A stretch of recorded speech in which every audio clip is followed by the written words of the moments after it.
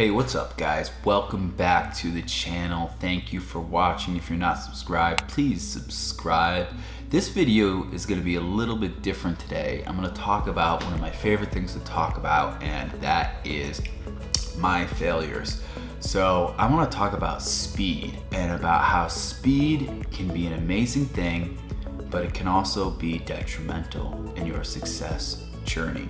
And I'm going to explain why. But I want to tell you a story first. So back when I first became, I was promoted to general manager of the restaurant company that I worked for.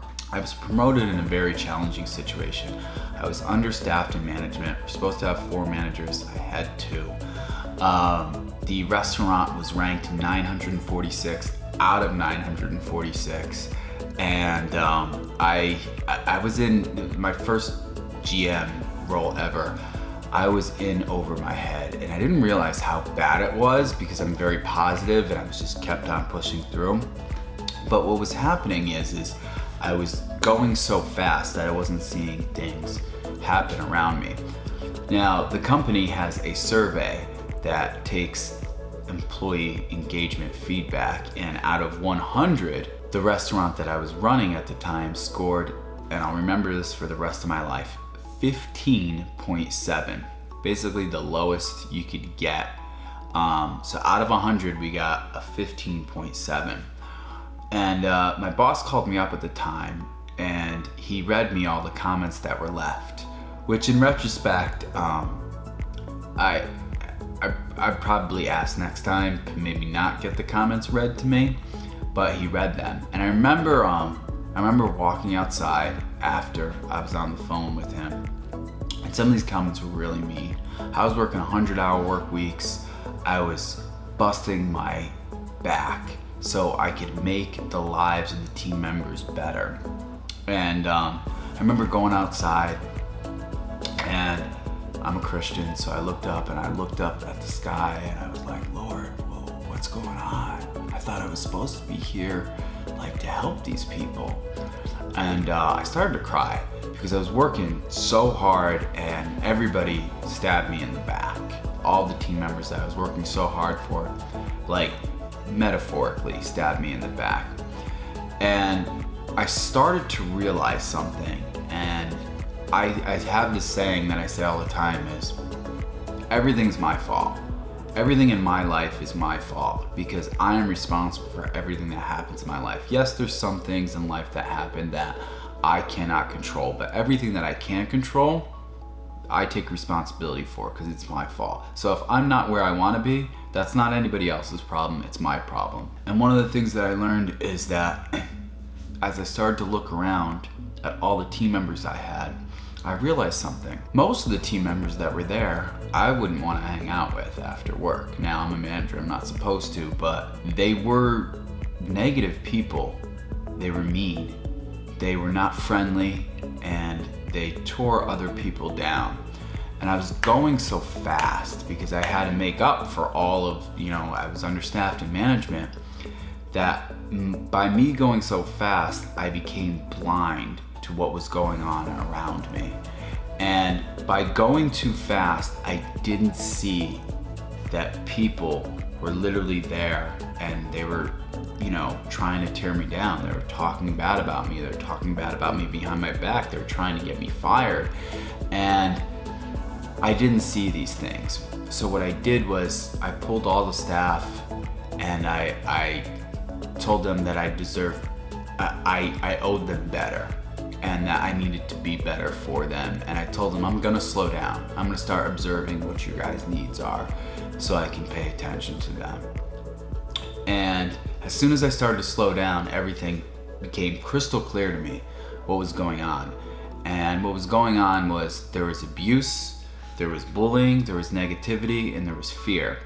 And I talk about in my mastery management program that your business, no business can survive through 4 things: bullying, negativity, fear, and entitlement. Those 4 things, if your people have them, they'll ruin your organization. And fear and negativity, everybody had it. And I was so focused on trying to get things better that I didn't realize that the people that I was working alongside with at the time, and it wasn't really their fault. I mean, some of them probably could have been a little bit better character, but at the same time, some people's time at a job needs to be expired and they need to go, but they stay there. They stay there because, you know, it's a job and it pays money, but they should be gone, you know? And nobody was holding them accountable. So one by one, I got rid of all of them. Not all of them, but most of them. And usually what happens when you start to get rid of all the negative people, the people who are negative that are left around start to realize, wait a minute, everybody's happy around here. I don't like being happy, and everybody else is happy. I'm gonna leave. And then they start coming in and say, hey, I'm gonna give my 2 weeks. Hey, I'm gonna leave. And you're like, oh, okay. And then you just leave. They just leave, and things tend to be better. The reason why I'm telling that story is because recently I did something very similar. I still work in the restaurant industry. I started a new business. I have a wonderful, amazing fiance. I have different hobbies I like to do. I make this channel. I play guitar. All these different things. I'm going so fast all the time. And recently I had a conversation with someone. They challenged me to do more. They said, you are, you know, you seem to be very, you know, you soak up all this knowledge, but you don't take any action. And they're right. And I was like, yeah, I need to take more action.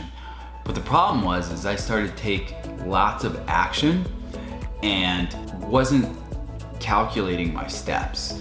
And what was happening is when you do things like that, you could hurt other people and you could hurt yourself. And one of the things that I think is important is it's okay to go at a faster speed, but when it comes to other people, when it comes to, you know, your significant other, when it comes to business partners, when it comes to your boss, when it comes to your team members, whatever it is, you need to evaluate if the choices that you're making are going to affect other people. Make sure it's in a positive manner. And I've learned this lesson before, and I recently just learned it again. And it's a hard lesson to learn because I always counted on my speed to get through things in life. And getting through with my speed can be great and it can be awesome, but at the same time it can be detrimental. Speed is very good, but it must be calculated speed. If you're going very fast on a road, but you're not turning the steering wheel when there's a turn coming up, or you're not braking when the turn's coming up, you're gonna be in trouble. Speed needs to be calculated. So if you're going fast, make sure you measure what you're doing. And this is more of a reminder to me and what I've recently learned. Speed can be good. It can be really good, but it is important to evaluate. There's that saying, it was John Maxwell said, experience isn't the best teacher, evaluated experience is the best teacher. And man, that's the truth. Once you look back and see what you did and you evaluate it, you can say what worked, what could be better, what didn't work. That's how you become someone better. And I think it's very important to realize, especially for myself going forward, that I might not get there as quick as I want to. Like, I want results and I want them yesterday. That's how I've been my whole entire life. It's that restaurant that was, by the way, 946. We were able to turn around and be a top 100 restaurant before I left. In all departments, we'd like rose to the top, and it didn't have anything to do with me. It had everything to do with all the team that we built, that I helped build. It's great people there, and it continues to be a very thriving place because of the people. One of the most important things that needs to be consistently focused on in life is when you have a lot going on. Let's say you're starting another job. Let's say you have kids. Let's say you have a wife or a husband. All these different things. It's okay to go slow. It's okay. Don't worry about it. Yes, if you're competitive, you want to go fast. You want to catch up. But if you're consistent, your consistency will pay off. Going in fast spurts, it's going to burn you out. It's more important to be consistent, and even if that's a little bit slower, is to be consistent instead of just throwing everything at the wall and hoping that it works, hoping that things stick. These things are some of the most important things that I've ever learned in my entire life. I shared that story with you about when I first became a general manager, and it's a painful story to tell. I don't like to tell people I scored 15.7 out of 100, but it's a necessary story to tell. I failed. And I failed well because we were able to turn it all around and turn it into a very successful restaurant. I think speed says a lot, but I think calculated speed says more. I hope that helped you, because I know it's going to help me.